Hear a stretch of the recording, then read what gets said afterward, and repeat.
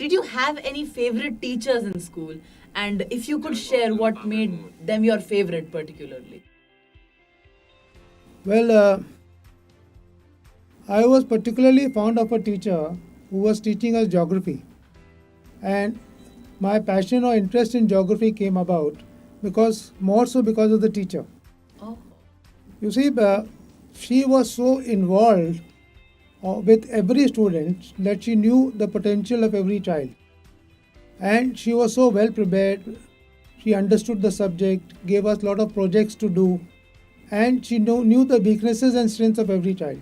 Like as I mentioned to you, I was good in art.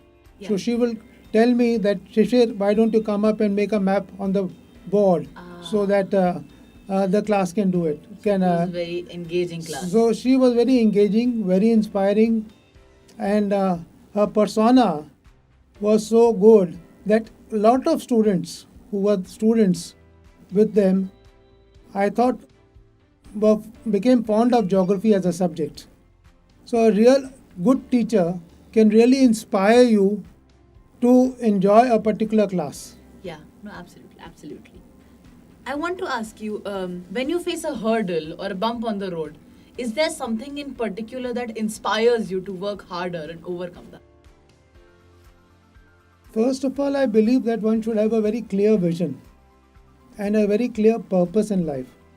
Yes, sir. Because unless you have a purpose or a vision, you will always be challenged. And there are a lot of learning from these challenges that you face. So we have been facing a lot of challenges in our lifestyle. And just to give you a small instance, I remember when I passed out from school and we had a large textile group and had a lot of industries. So in 1974, when I passed out and joined the family business, our whole business was nationalized by the Janta government in 1978. And at that time, my father was taking responsibility of looking after the activities of the business. But he was a firm believer in karma. He always felt that one should perform his duties to the best of his ability and not be over anxious with regard to the results. He always was also into Gita in a big way, Bhagavad Gita, Yeah. and he always left everything to God because there's so many external factors that are happening. Nobody knows what will be the government Those policy, can't be controlled. which cannot be controlled, which is absolutely beyond than what you can do. So he resurrected from that. He was determined. He didn't get influenced by that adverse factor in which happened, and then he established new units and came bounced back. So ultimately, if you have the courage and conviction, and if you work with passion, then you can always bounce back, irrespective of the hurdles or the problems or roadblocks that you have in life. Yes. This is what I believe in, and that is a message for me to the students as well. Ah. That always try to bounce back and do your best in whatever you want to achieve. It is a trial and error process. Errors are there. Sir, if you could give us one magic mantra that we should abide by to reach our goals. Well, I personally feel that there's no magic mantra, but the one I personally believe in is hard work, because I feel that you can't substitute hard work. You have to give your 100%.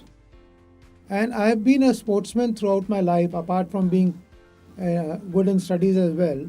And I have been reading a lot of autobiographies, both of people in business and also sports people.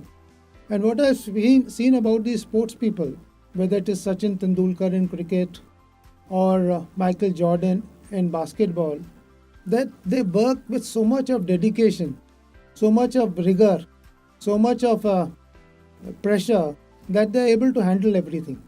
I will remember when I was reading a book on Sachin Tendulkar, and these batsmen, when they are at the top and performing for their country, the amount of pressure they will be having. Every ball they face is coming at 100 miles, and they have to, within seconds, They or have to maybe react to that 1/100th of a second, they have to realize how to navigate that particular ball and how to respond to that particular and the whole world is watching them. Yeah. So the amount of pressure that they have during that time is something amazing. In the same book, I was reading that one of the bowlers, an Australian bowler, when he bowled him out in Australia, he was a spinner, and a particular spinner by the which is known as the Chinaman bowler. Ah. And the bowler came to him, to Sachin Tendulkar, and he said that Sachin, I have bowled you out. I want your autograph on this ball because I bowled you out, and I want you to write that I bowled you out. And what did Sachin write on that ball? He signed it and he said, this is the first and the last time you have bowled me out. After Oh. that, they played for 35 tests and different formats. And Sachin committed himself that he was never bowled out by the same bowler again. So, this is the level of commitment that these people have. Likewise, for Michael Jordan, but if he practices a shot, he will practice it for 10,000 times because he does not know ultimately what will be the challenge which the opposition will create to him. And these challenges you have to meet. So it is not only exactly doing the shot the way it has to be done, but also physical fitness has to be there to be able to cope up with the stamina, Have those the reflexes and pressure, react in those the 30 reflexes, as you mentioned. So all those things are there.